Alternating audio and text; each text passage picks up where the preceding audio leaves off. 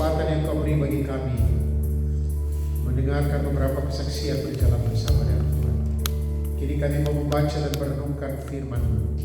Tuhan, bicaralah secara pribadi kepada masing-masing kami. Pakailah hamba-Mu untuk menjadi alat saluran berkat firman, dan bagi kami sekalian berikan sikap hati yang benar belajar firman Tuhan untuk melakukannya, supaya kami hidup dalam berkat firman-Mu. Terima kasih Tuhan, berfirman-Lah, kami siap mendengar dalam nama Yesus. Amin. Silakan duduk. Shalom. Shalom. Kali lagi shalom. Shalom. Puji Tuhan. Ini tepat sekali ya. Biasa kalau orang hari ulang tahun kita bilang apa?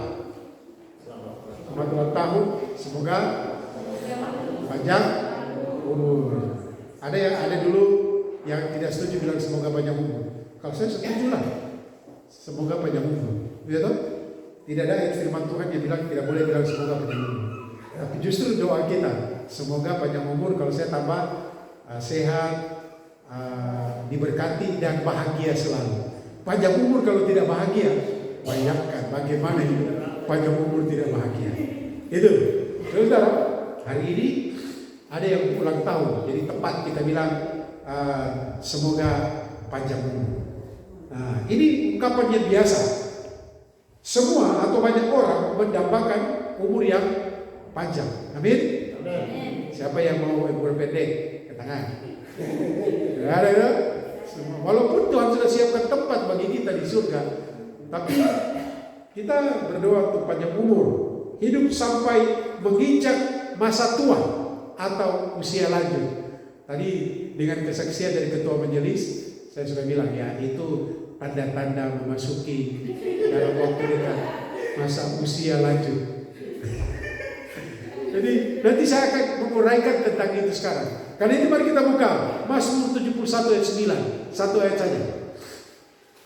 Mazmur 71 ayat 9. Ini doa orang tua, orang yang sudah usia lanjut. Saya bulan Juni, bulan depan masuk masa lanjut usia, lansia. Sudah? Kita baca sama-sama. Ini doa dari orang lanjut usia. Sama-sama baca pelan-pelan. 1, 2, 3. Janganlah membuang aku pada masa tuaku. Janganlah meninggalkan aku apabila kekuatanku habis. Sekali lagi. Janganlah membuang aku pada masa tuaku. Janganlah meninggalkan aku apabila kekuatanku habis. Saudara-saudara yang saya kasih dalam Tuhan. Sekali lagi. Semua atau kita semua ingin panjang umur. Kalau Tuhan izinkan, kalau kita diizinkan oleh Tuhan memasuki masa tua atau sudah berada di masa tua atau usia lanjut, bersyukurlah. Kita harus bersyukur. Ya. Tapi saya tidak berkata bahwa orang yang meninggal di usia muda itu tidak boleh bersyukur, tidak. Tetapi yang saya membicarakan di sini anugerah kesempatan yang Tuhan berikan kepada kita yang bisa memasuki masa tua. Tapi jangan bilang juga yang muda-muda ini, "Kau masih muda, kenapa khotbah tentang masa tua?" Berarti kamu tidak ingin tua. Ayah, ya tak? Nah, jadi saudara, kalau kita mulai terlihat ada gejala-gejala atau tanda-tanda mulai mata kabur, sama dengan saya. Tadi saya duduk situ aja setengah mati tadi karena gelap. Kemudian sudah mulai jalan tiba-tiba kepala tatoki, ibu kemarin kepala tatoki di mobil karena ayo. Nah, itu berarti kan sudah refleksnya mulai menurun. Kalau kita mulai lihat kita lihat di cermin kantong mata mulai agak jatuh-jatuh. Kalau kita lihat kita kulit, ya bersyukur karena tidak semua orang mencapai masa-masa atau hal-hal seperti itu. Ya. Jadi jangan ada ibu-ibu sudah umur, kalau ibu ini kan hari ini hari Sabtu lalu umur 63. Mulai kenapa begini? Bersyukur karena sampai pada usia ini. Kalau asam urat mulai merajalela terus menerus. Kenapa? Dulu kok waktu muda makan daging ini, daging itu tidak apa-apa. Sekarang makan satu saja. bersyukur karena ada sampai ke situ. Tetapi saudara, kita akan belajar di sini. Lebih dari itu, kita sebagai orang yang kalau Tuhan percayakan di usia lanjut, kita harus terus berdoa. Kami kalau ketemu dengan Mama Helena, Mama bilang, kami terus doa, saya terus doakan kamu. Kamu anak-anak juga doakan. Puji Tuhan. Nah saudara, tetapi saudara, warna-warni kehidupan usia lanjut biasanya berkaitan dengan doa. Karena itu tema khotbah saya pada saat ini ialah doa seorang lanjut usia. Doa seorang lanjut usia. Di tengah pergumulan masa tua atau usia lanjut, kita harus terus berdoa. Dan banyak orang tua, banyak orang yang lanjut usia menyediakan banyak waktu untuk berdoa. Mereka berdoa untuk siapa? Kebanyakan berdoa untuk anak-anak, untuk cucu, untuk hamba-hamba Tuhan, dan orang-orang yang mereka ingat.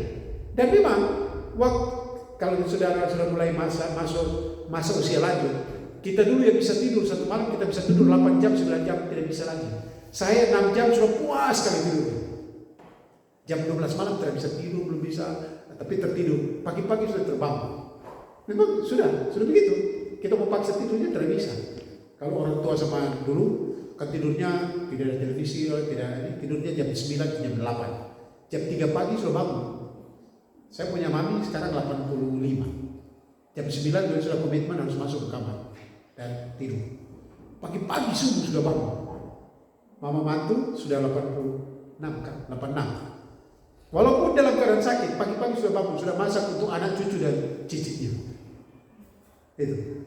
Dan waktu yang lain adalah waktu baca Alkitab dan berdoa. Sehingga saudara, itu siapa yang mereka doakan? Ya, anak, cucu, dan kaum kerabat. Tanya Mama Helena, Mama Iwo, coba tanya, Mama berdoa untuk siapa? Mama berdoa untuk kau, untuk ini, untuk ini. Pasti, sangat pasti. Pertanyaannya saudara, dari pembacaan Alkitab kita hari ini, Mazmur 71 ayat 9, dalam usia yang sudah lanjut, sang pemazmur berdoa, dan saya yakin terus berdoa. Dari doa sang pemazmur, pertanyaannya pelajaran apa yang kita ambil? Bukan hanya sebagai orang yang usia lanjut, tetapi untuk orang percaya yang sudah lanjut usia.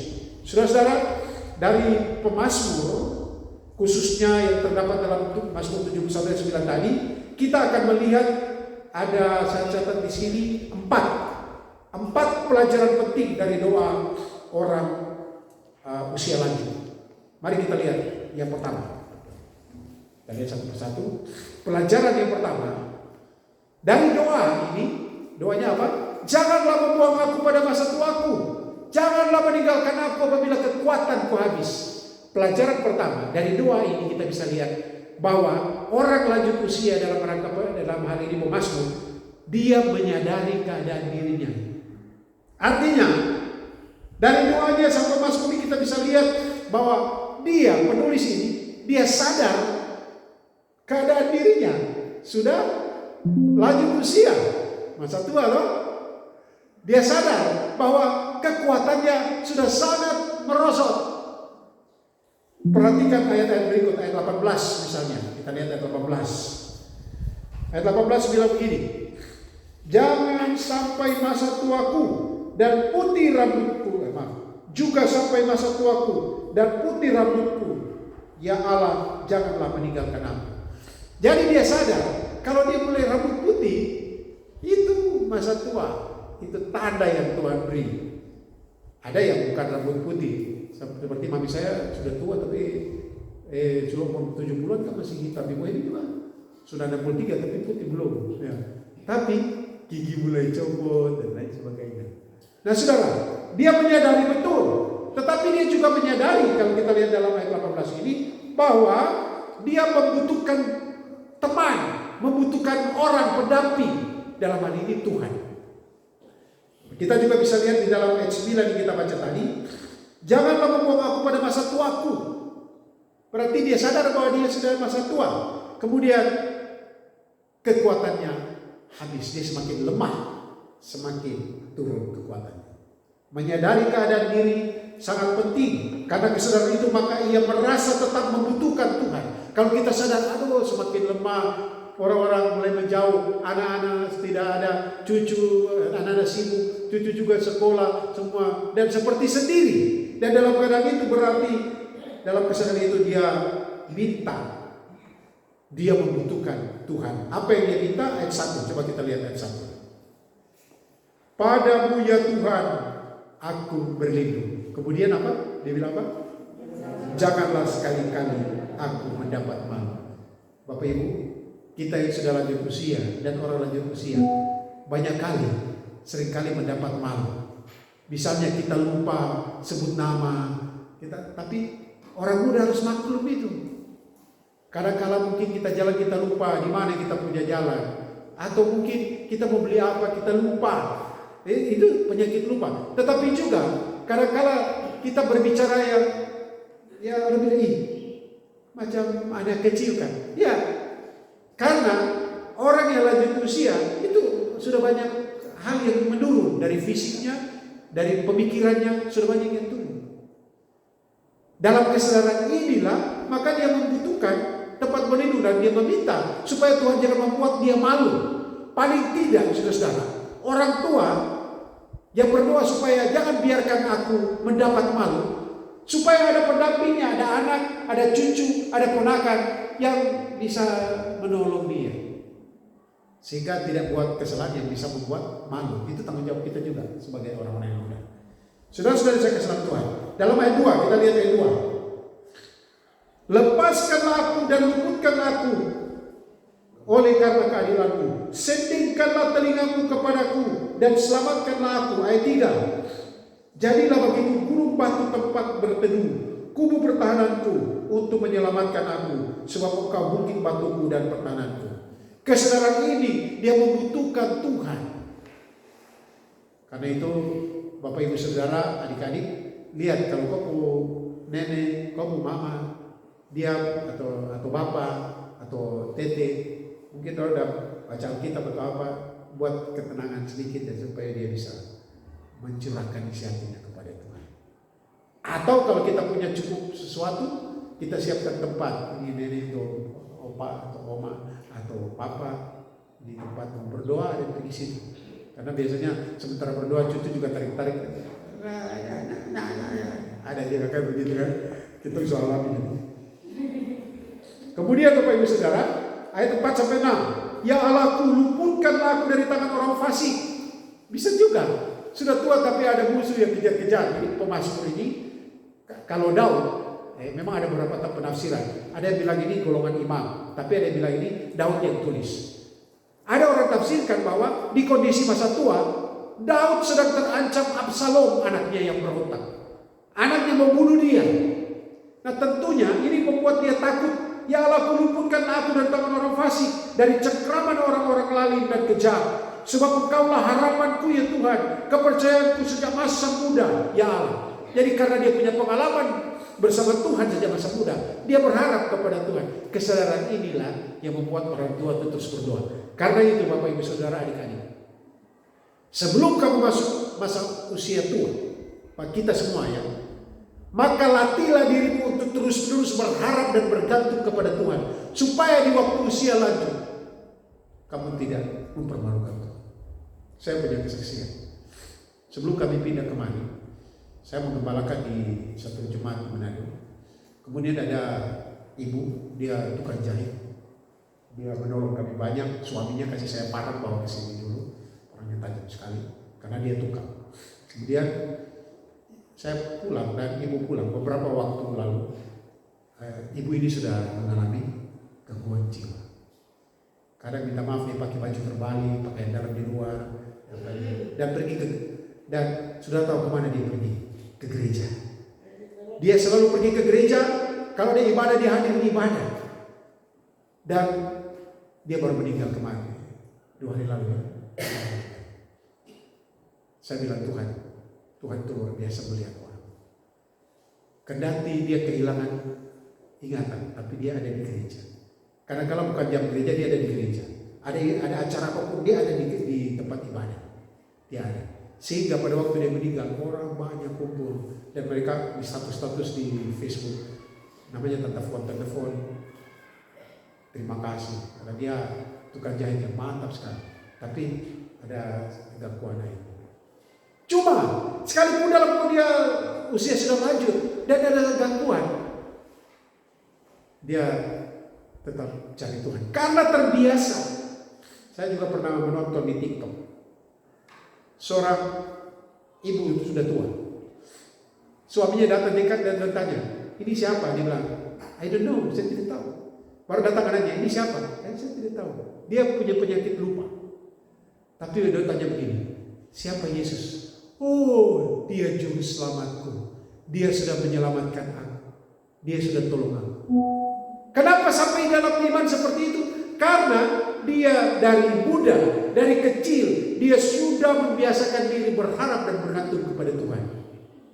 Sadarilah Bapak Ibu Saudara, ada di antara orang atau semua mungkin, saya berharap kita mencapai usia lanjut. Amin.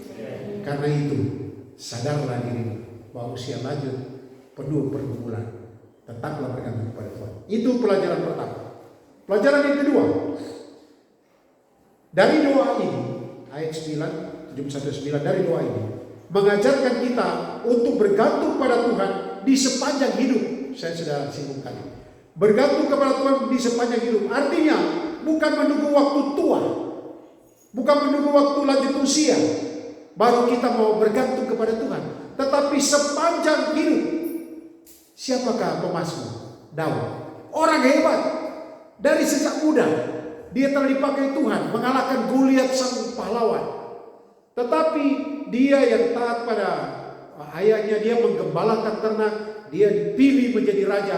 Walaupun berpuluh tahun tidak memakai mahkota, dia masih tetap bawahan daripada Saul. Tetapi saudara, dari muda dia telah mengalami Tuhan, dipakai oleh Tuhan secara luar biasa.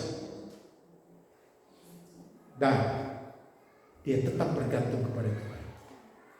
Jadi kita berkata begini, jangan kita berkata begini, aduh belum waktunya saya bertobat.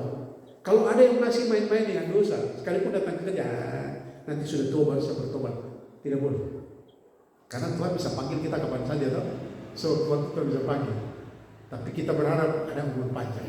Tetaplah bergantung pada Tuhan, belajar bergantung kepada Tuhan di sepanjang hidup, bergantung kepada Tuhan. Tadi pada waktu kesaksian baik Ibu Bendahara bersaksi tadi. Sebenarnya Bapak Ibu Saudara, kami juga pergumulan besar banyak sekali. Saya tergoda untuk khotbah tentang ayat-ayat penghiburan. Tergoda. Karena Ibu Gembala bilang nanti Pak Gembala siap khotbah terus sampai berarti minggu depan lagi terakhir. Dan saya paling takut menolak kalau disuruh untuk berkhotbah, apalagi kalau ada orang meninggal, Pak Gembala bisa pimpin. Oh, saya langsung siap. Kecuali memang saya tidak bisa bergerak atau saya rasa ada jantung saya ada kan, kami yang penyakit jantung sudah tahu. Lebih kita sabar. Nah saudara, jadi pada waktu ini saya khotbah minggu depan, masih hari Minggu selesai khotbah, saya mulai pikir khotbah minggu depan apa ya? Aduh, itu pergumulan besar banyak seperti Ibu katakan tadi. Dan saya ingat lagu ini yang Ibu sampaikan tadi. Kemudian saya ingat lagu Firman-Mu di dalamku, pulihkan jiwaku. Baru Firman-Mu di dalamku, tenangkan jiwaku. Sama itu. Kalau saya juga ada pergumulan begitu, saya putar lagu atau saya ambil gitar dan saya menyanyi melodi saja. Betul, tenang, kita tenang. Tetapi saudara, yang saya katakan tadi, saya tergoda untuk mengkhotbah tentang pergumulan. Tapi Tuhan, ya tidak bisa. Kau harus bicara tentang orang tua, doa orang tua, belajar dari pelajaran dari doa orang lanjut usia. Dan ini sudah bicara tentang bahwa kita bergantung dari sejak masa muda. Bergantung, kan anak-anak muda, apalagi masih remaja, masih anak-anak, pergumulan masih kurang. Karena masalah ekonomi ditanggung lagi orang tua. Tapi paling pergumulannya berat kalau diputusin sama pacar. Paling itu sudah. Tapi banyak kali cinta monyet kasih tinggal ke pacar itu, cinta monyet tinggal. Tapi saudara, ketika pergumulan berat, saya mau jadi apa, saya mau bagaimana, pergumulan ini. Belajarlah bergantung kepada Tuhan sejak sekarang. Karena Yeremia 17 ayatnya ke-7 atau ya, diberkatilah orang yang mengandalkan Tuhan dan yang menaruh harap kepada Tuhan. Jadi pelajaran yang kedua dari doa ini, yaitu apa? Bergantung pada Tuhan di sepanjang hidup. Supaya setelah kita tua atau mungkin kita sudah lupa-lupa, tetap nama Yesus yang kita sebutkan. Saya dan ibu pernah melayani seorang ibu yang sudah mau dipanggil oleh Tuhan, dan kami jaga sampai putus nafasnya. Dari rumah sakit baru izin dokter pulang. Dokter bilang tanda tangan, keluarga tanda tangan. Sampai di rumah saya dan istri, saya lihat Tuhan sama panggil. Kita menyanyi lagu di seberang sana air mata lenyaplah. Kita jadi terus sambil saya melihat ibu ini. Bagaimana Tuhan panggil dia dan dia tersenyum Tuhan panggil. Sepanjang hidup. Kalau tidak belajar bergantung pada Tuhan sepanjang hidup dari muda, maka mungkin dia akan meronta-ronta ketika maut akan menjemput dia. Mungkin dia dapat berdoa atau maki-maki. Mungkin. Mari biasakan kita untuk bergantung kepada Tuhan, menyebutkan nama Tuhan. Jangan sebut nama Tuhan sembarangan. Ada orang kaget, sebut nama Tuhan sembarangan. Tapi ketika itu Tuhan tolong saya. Saya bisa bayangkan bagaimana ibu bendara bersaksi tadi waktu misalnya bawa kendaraan. Saya alami berkali-kali itu. Ketika ini saya ingat, tolong kami. Ketika saya mau persoalan saya hanya untuk saya dengan Tuhan. Saya tidak mau orang lain tahu. Supaya pada waktu saya curahkan, sudah. Tuhan berikan saya senyum supaya orang lihat saya berbuat dalam keadaan senyum. Orang lihat kalau bercakap dengan saya merasa bahwa ada energi yang baik, positif. Tidak mengeluh, tidak ada kata-kata keluar, aduh sakit ini, sakit itu. Saudara, bergantung pada Tuhan sepanjang masa, sepanjang hidup. Yang ketiga, pelajaran yang ketiga dari doa, Mazmur 71 ayat 9, yaitu percaya bahwa Tuhan setia dan tidak ingkar janji. Nah, kalau kita baca ayat 1, coba ayat 1 bilang, jangan sekali-kali aku mendapat malu. Ayat 9, jangan buang aku. Seolah-olah pemazmur berpikir bahwa Tuhan akan buang dia. Tapi sebenarnya, sudah dari ayat ini tidak mengindikasikan bahwa dia berpikir bahwa Tuhan akan buang dia. Tetapi dia mengutarakan isi hatinya. Tuhan, pasti kau tidak buang saya. Pasti kau tidak buang saya. Pasti kau tidak tinggalkan saya. Karena Tuhan sendiri berkata dalam Ibrani pasal 13 ayat 9. Aku sekali-kali tidak akan meninggalkan engkau. Dan aku sekali-kali tidak akan membiarkan engkau. Ada keyakinan yang luar biasa. Karena itu kita bisa lihat di dalam ayat 18. Juga sampai masa tuaku dan putih rambutku. Ya Allah, janganlah tinggalkan aku. Ungkapan-ungkapan ini adalah ungkapan yang percaya bahwa Tuhan setia dan tidak ingkar janji. Artinya bahwa Tuhan tidak akan meninggalkan dan membiarkan anak-anaknya. Permohonan dalam ayat 9 juga merupakan bentuk pengakuan bahwa yang pasti bahwa Tuhan tidak akan buang di usia kita. Kemudian Tuhan tidak akan tinggalkan dia di usia lanjutnya. Dan ayat 18 tadi, Tuhan tidak akan membuang dia. Tetapi mari saya ajak kita buka Yesaya pasal 46 ayat 4. Ini jadi Tuhan. Yesaya 46 ayat yang ke-4. Sudah dapat kita baca sama-sama. Yesaya 46 ayat 4. Mari baca sama-sama. 1, 2, 3. Sampai masa tuamu. Sampai kapan? Masa tuamu. Sampai masa tuamu aku tetap diam. Dan sampai masa putih rambutmu aku menggendong kamu. Aku telah melakukannya. Artinya dari masa muda sudah melakukannya, dari kecil sudah melakukannya, dan mau menanggung kamu terus. Artinya mau memikul kamu terus ketika kamu tidak mampu. Aku mau memikul kamu dan menyelamatkan kamu. Ada berapa kata yang menjadi penghiburan di situ. Pertama, menggendong. Kedua, menanggung. Ketiga, memikul. Keempat, menyelamatkan. Apakah ini tidak cukup? Menggendong, menanggung, memikul, menyelamatkan, cukup. Jadi Bapak Ibu Saudara yang saya kasih tahu Tuhan, jangan takut menghadapi masa tua. Tetapi kita juga harus percaya dalam setiap masa bahwa Tuhan itu setia.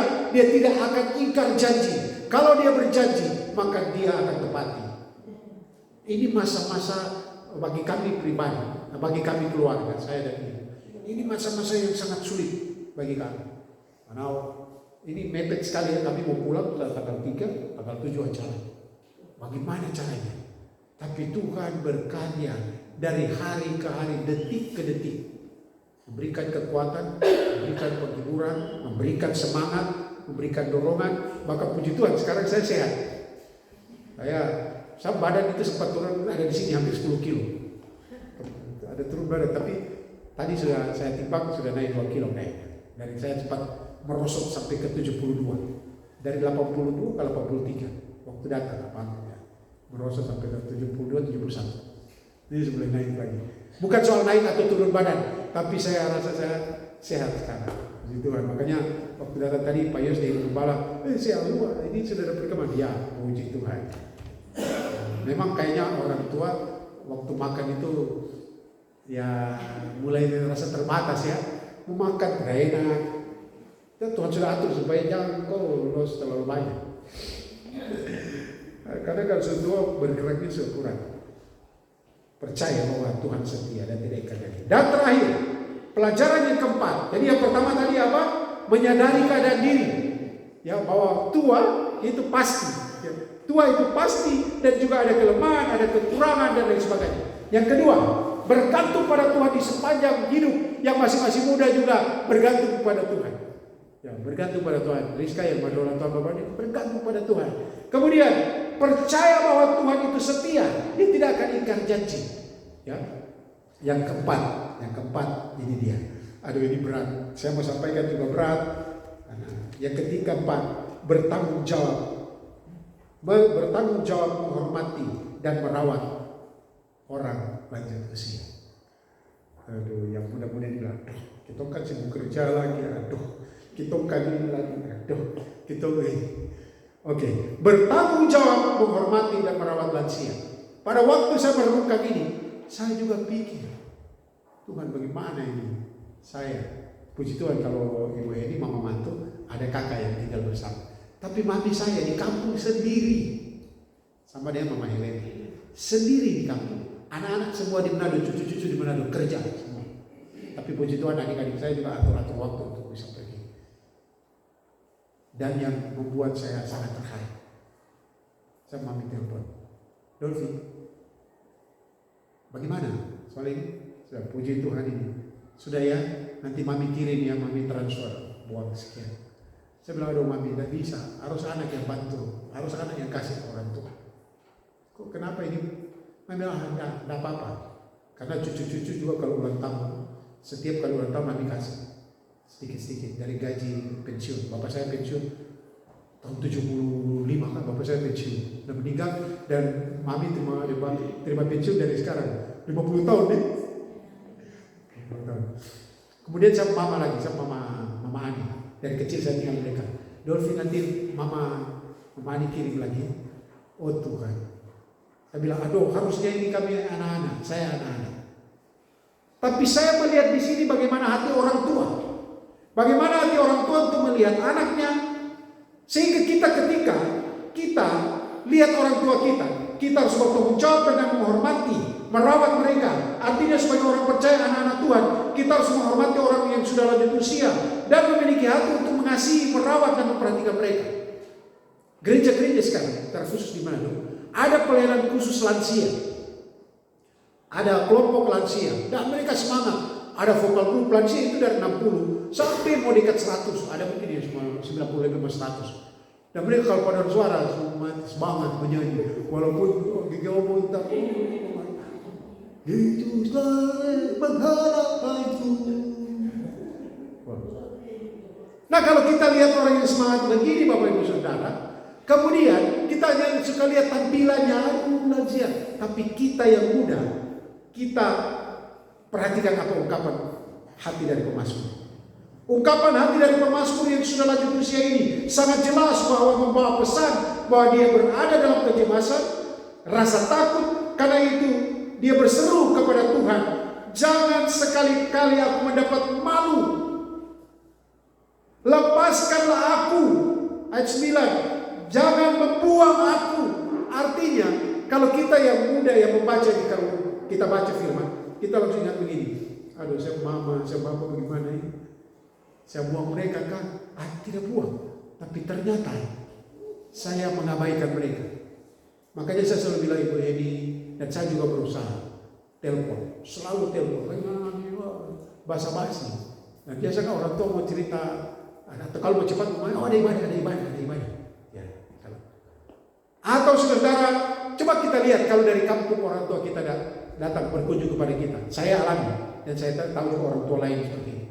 Pasti mereka bawa, mungkin kalau ada ayam bawa ayam, ada nanas bawa nanas, bawa apa? Padahal di rumah juga tuh ada. Tapi mereka berusaha bawa. Artinya apa? Mereka yang sudah tua juga bisa memperhatikan kita.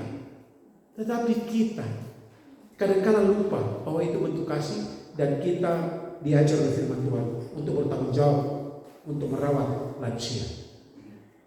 Spesifik di ayat 9 itu, mereka merasa terbuang, mereka merasa ditinggalkan. Nah, bagaimana kita menjadi alat Tuhan supaya para lansia tidak merasa terbuang dan merasa ditinggalkan?